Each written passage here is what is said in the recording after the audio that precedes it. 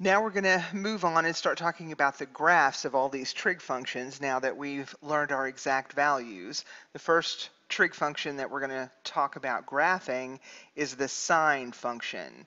Now, when we talk about having these as functions, remember functions have inputs and they have operations on whatever we input.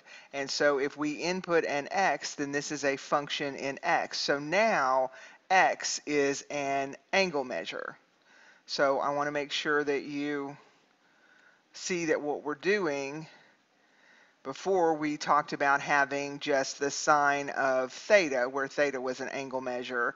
Now we're going to talk about these as functions. So we have inputs and outputs, we have domain values, we have this function machine that whatever I feed it takes the sine of what I feed it, and that's going to give us ratios that are our side ratios that we found from the exact values table, or any real number if we wanted to use our calculator. So we're going to be talking about these as functions. Y equals the sine of x, y equals the cosine of x, or equivalently f of x equals the sine of x, or f of x equals the cosine of x.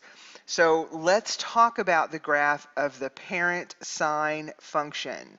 You will recognize these angle measures as exact value angle measures. They've just picked a few input values, and you can see these x values definitely are angle measures. We plug them into the sine function, and these are the corresponding outputs that we get for these input values. So now we have points in the plane that we can actually plot. And you can see, look at the values along the x-axis. They're no longer tick marks at 1, 2, 3, 4, 5, no longer integer tick marks. Now we have angle measure tick marks, interesting ones like pi over 2 and pi and 3 pi over 2. And we could see that halfway in between 0 and pi over 2 would be pi over 4. Here would be 3 pi over 4. If we needed to have tick marks for pi over 6 intervals, between 0 and pi, we would just take our coordinates and we would just split that value into 3 equal sections. And so then we would have pi over 6, and we would have 2 pi over 6, or that cleans up, remember, to pi over 3. So we can find all of those values in here if we need to plot some points. So putting these values into the sine function machine and getting these corresponding y values out, now we have all of these points around the unit circle that we can plot in the plane in the xy plane. And so we plot the point 0, 0. We plot the point pi over 6, 1/2. We can plot the point pi over 2, 1. Plot the point 5 pi over 6, 1/2. And we plot all of those interesting points. And then we recognize that as we go around that unit circle, that we have infinitely many values that we could put as input values for our angle measure, and we'll get corresponding y values out. So that's why the sine function is a smooth continuous function. So if we were to use the unit circle and we were to start plotting points at an angle measure of 0 and go all the way around from 0 to 2 pi, if we were going to plot these points, this is how they would go actually into the xy plane. So you can see from this that sine is a smooth continuous function based on our sine values come from that unit circle, but they come from the entire surface of that unit circle. Now we have what we call exact values, and those are angle measures that are of interest to us, but there are infinitely many circles around, or sorry, infinitely many points around that circle, so that we have a smooth continuous function. And we know that we can have angle measures bigger than 2 pi. Even though this website doesn't show it, the sine function goes from negative infinity to positive infinity. It obviously repeats all its behavior at every 2 pi interval because then it's going around the circle again. So that's what the graph of the sine function looks like, and that's all based on the information that we get from the unit circle, all of the angle measure inputs that correspond to y value outputs. So we take all these interesting points we get from the unit circle, we can plot those, and we can recognize again that sine is a smooth continuous function, and this is just what it looks like from 0 to 2 pi, but it absolutely repeats that behavior every 2 pi down here to positive infinity, and every 2 pi in this direction down toward negative infinity. It's a smooth continuous function. So here's some interesting information that we need to know about the sine function, the parent sine function. The domain is all real numbers. As you can see, there isn't an x value that we cannot put into that sine machine and not get a corresponding y output. The range, however, if you'll see, is between 1 and -1.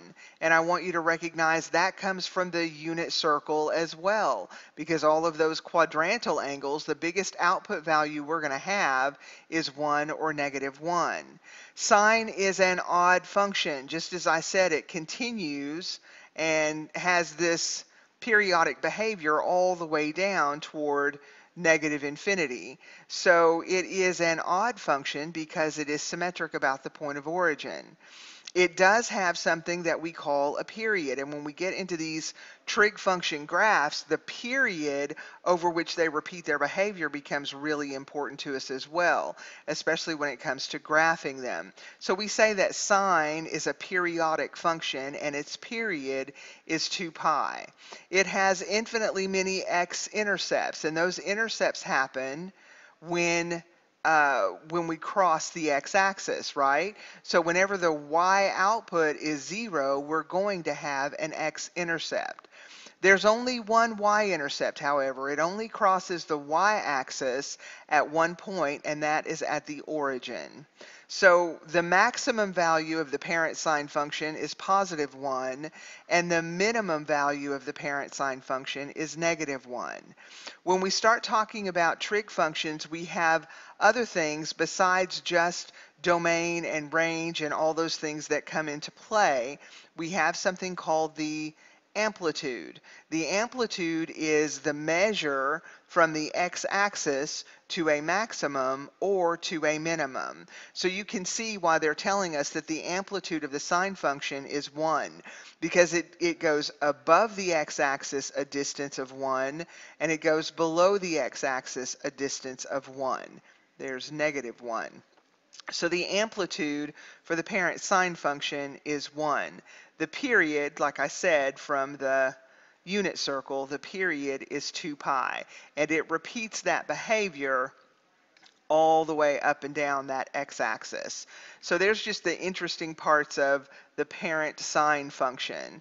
So when we said that we have an amplitude, and it talks about the distance above and the distance below the x-axis that this periodic trig function goes, we can tell by a number in our function what the amplitude is going to be. The coefficient to the sine function itself affects the outputs, right? If y equals the sine of x has maximum outputs of 1 and minimum outputs of -1, when I put a 2 in front of that, then that is going to affect the amplitude. What was a maximum at 1 is now going to become a maximum at this value. What was a minimum at -1 is now going to become a minimum at the negative value of the coefficient to the sine function. And we call that the amplitude. So the coefficient to the entire sine function is called the amplitude. So here is the graph of the parent sine function, and we can use the parent sine function to graph a stretch in this function. This is y equals 2 sine of x. So when the input value is 0, that's 0. We're not going to get a stretch there, but we know we're going to get a stretch here at what was the maximum of 1. Now this new function is going to stretch all the way up here. It's still going to have a 0 at pi, and down here at its minimum, where the minimum was at 1, now the minimum is going to be at -2.